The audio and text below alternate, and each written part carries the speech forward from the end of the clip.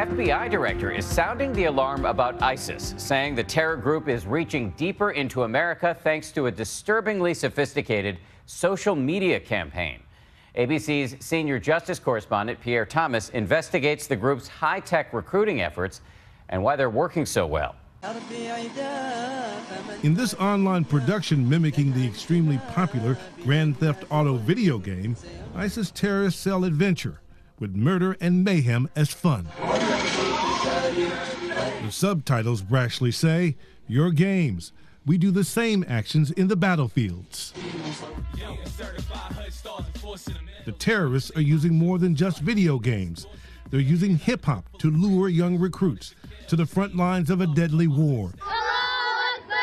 They're marketing smiling children, selling a false version of life under ISIS rule, even using a fighter with model good looks to promote their cause. Some videos target women with a direct appeal. We have houses, we have security. What he doesn't say is women are being raped and sold into slavery.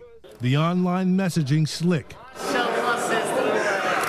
Far broader and more subtle than the vicious beheading videos the public is more familiar with. The production values top-notch, as good as any commercial you can see in the U.S. Top law enforcement officials tell ABC News the country faces an unprecedented threat, the most sophisticated marketing and social media campaign ever devised by a terrorist organization. They are shooting out into the ethersphere thousands and thousands of messages a day, over 90,000 messages a day. John Carlin heads the Justice Department's National Security Division. He warns that ISIS productions are a new threat that every American family needs to be aware of. And it's to millions of people across the globe. And what they're trying to do is convince young people to go over and ultimately slaughter civilians in a vicious war. Skype, Facebook, Twitter, Mujahideen tweets. ISIS is using every social media tool available. We sat down with social media and marketing expert Scott Talon of American University to analyze the diverse messaging in the ISIS videos. This is sophisticated. This is Madison Avenue meets documentary filmmaking meets news channel with PR sensibilities and a marketing value. They're using sort of Western tools and techniques and appropriate them for their purposes against the West. Like those videos appealing to the hip-hop generation. For those people that are on the edge, this could have a lot of resonance. You're speaking to them in a language they understand, video, moving imagery, and music. And then this message comes in about, we want you. People do want to belong to tribes, and this is saying, join our tribe. They're using products from American culture, video games, for their purposes and making a message that works for them. So it's the reverse of our culture where we say escape real life and play a game. They're saying escape your life, come play a real game with real consequences where we are. The real consequences for many is death. Hundreds of Western fighters, including a few Americans, have died on the battlefields of Iraq and Syria. ISIS sometimes tries to hide its darker side with softer messages like this one. An ISIS fighter checking on wounded comrades in the hospital. Handsome, young fighter, baseball cap on backwards. In some ways, how could you not like this? He's not killing people, he's checking on people. Another Western advertising ploy that ISIS has adopted, the use of children. In this video, fighters hand out what looks to be cotton candy and ice cream to excited kids. The close-up at the end of the video of the smiling fighter eating ice cream is striking, even haunting. The strategy of using the children, help me understand why would you do that? Madison Avenue uses it all the time. It touches empathy. It gets people to say, it puts your defenses down. In another Mujahideen tweet, you see young boys waving guns and chanting.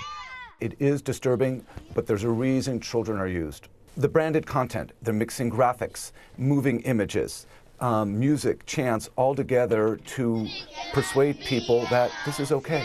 But of course, for the children, it is not okay. They are witness to unspeakable atrocities and slaughter. Cheering, shooting guns. People want to be with winners. It doesn't matter what culture or what country or who you are. And it's working. New alleged ISIS recruits in the U.S. are being discovered with increasing frequency. In the last 2 years alone, more than 53 Americans have been charged with trying to support ISIS or traveling to Syria to join the fight. According to John Carlin, in most cases, there's a common thread. In almost every one of these cases, we've seen social media involved. Before the advent of this new technology and the growth of social media, how would you reach into the basements and bedrooms of American homes? Shannon Conley of Denver was 19 years old when she started an online relationship with ISIS. She was Skyping with an ISIS fighter. No, that's right. We're seeing social media being used by the terrorists the way it's used by those who use it for innocent purposes. In another case, a 20-year-old Alabama woman ran off last year to join ISIS in Syria. She is believed to be still with ISIS. It's a campaign so effective, it's insidiously reaching into the most unexpected corners. This U.S.-born Air Force vet is accused of trying to travel to Syria to fight with ISIS. The FBI says it found 180 ISIS propaganda videos on his laptop. I absolutely felt like my son was brainwashed. Christiane Boudreau of Canada says her son was recruited by ISIS in 2012 and used social media to plan his way to Syria. I was desperate to get him home. I was frustrated. But he never came home. Damien was killed in 2014.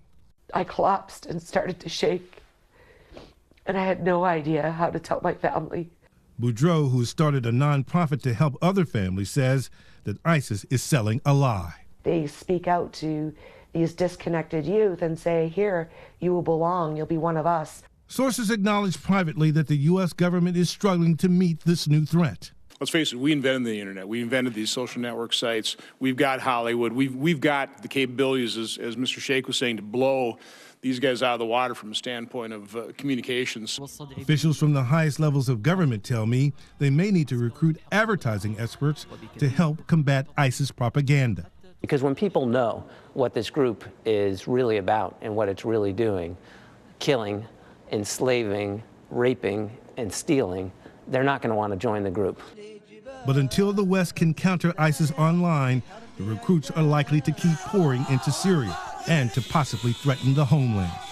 The frightening thing, the online messaging campaign continues right now as this story airs. 90,000 jihadist postings in the next 24 hours. This is Pierre Thomas for Nightline in Washington.